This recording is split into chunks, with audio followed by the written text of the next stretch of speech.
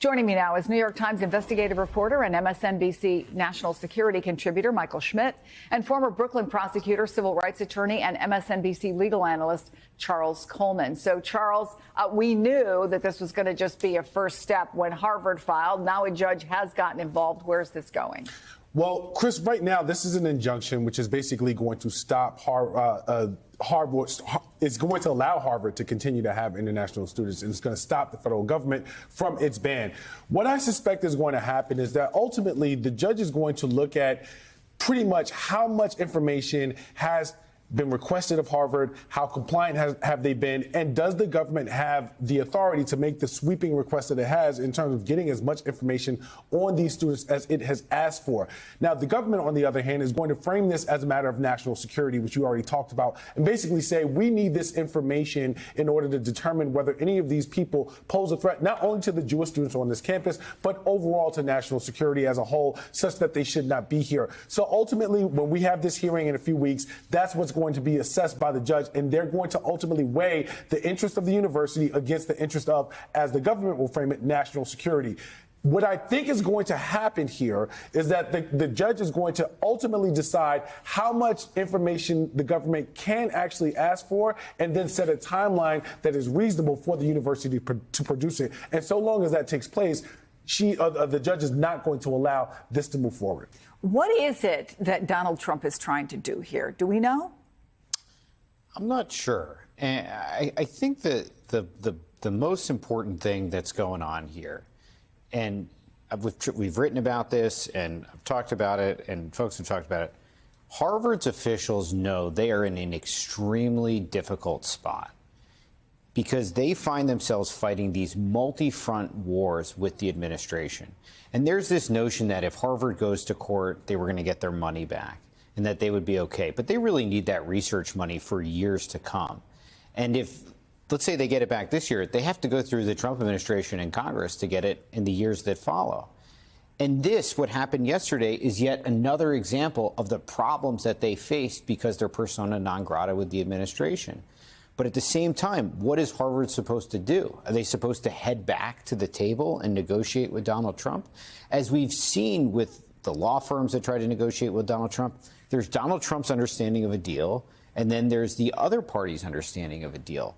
So if you're Harvard, you have massive problems, and problems in ways that are bigger than the law firms. When the law firms got hit with the executive orders, they went to court.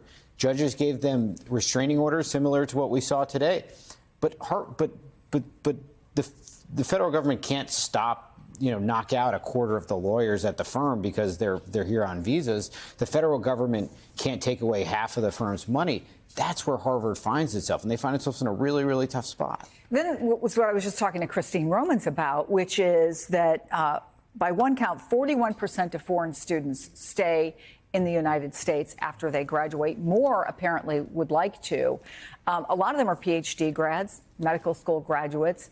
The Trump administration thinks it's punishing Harvard, but is it really punishing the economy? Is it punishing businesses who already say that they need highly trained individuals, highly educated individuals, and they can't necessarily find them?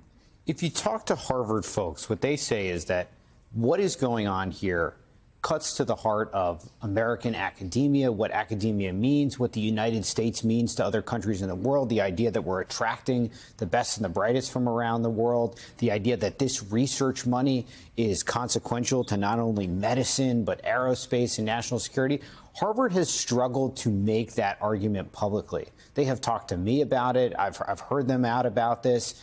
To your point, there is a larger impact to what's going on here, but Harvard, to the larger issue, has got a multi-front legal and public relations fight with an administration that seems willing to pretty much do anything. If what they did yesterday, the Department of Homeland Security put out a statement that said to the foreign students of Harvard, if you are here, you can either transfer or leave the country. So let's say this restraining order happens today. If you're an international student at Harvard, do you say, oh, okay, like I'm cool to go in the fall? Or you're like, hold on a second. Like, am I going to wait every other week to see if a restraining order is in place or if a judge has overturned it? Yeah, let me play what some students from Harvard have had to say about this. It's a mixture of like shock, then to kind of just devastation, like frustration, and then uncertainty, anxiety. It's a combination of all of those feelings. A lot of the conversations that currently sort of happen in the hallways, in between experiments, in between classes, are where a lot of meaningful progress can get done. And if you sort of remove a lot of the people that are having those conversations, it becomes a lot harder for ideas to spread. So, Charles, I was thinking as I was listening to some of those students and some of the others who I've heard who have said things like, I don't know what to do. I don't know whether I should go back home, if I'll be able to come back in. Should I apply somewhere else? Like, could individual students fight this legally? Yes, they can, Chris, and there's precedent for that from what we've seen out of the state of California, where there have been a number of different students and individuals who have fought these types of mandates from the government successfully. It is a different conversation when you're talking about the information that has been requested by the federal government from Harvard as an institution versus an individual's right to fight and stay where they are. And I think that some of those students may find greater success in pursuing that very route as an individual, basically seeking redress by the court to try and stave off this notion that they would have to leave. Of course, the government's argument is going to be, we're not saying you have to leave, we're saying you have to leave Harvard. So you can potentially transfer if you don't want to go away or back to where you're from.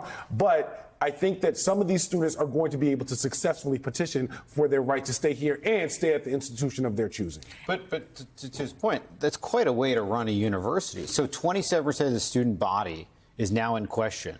And okay, individually, maybe some of these students have good cases.